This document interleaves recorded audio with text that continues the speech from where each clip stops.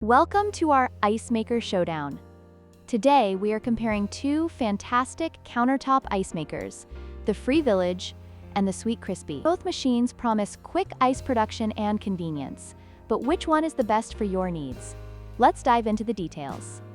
When it comes to price, the Sweet Crispy countertop ice maker is the more budget-friendly option at just $69, while the Free Village model is priced at $99. This price difference could be a significant factor for many buyers looking for value without compromising on features.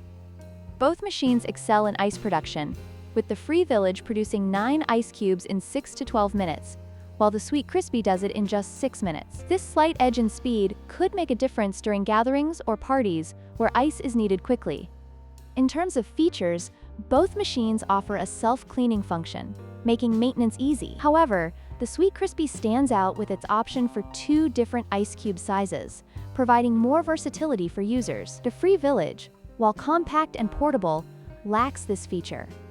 In conclusion, both the Free Village and Sweet Crispy countertop ice makers have their strengths. The Sweet Crispy is more affordable and offers 2 ice sizes, while the Free Village boasts a slightly larger ice production capacity. Ultimately, your choice will depend on your specific needs and budget.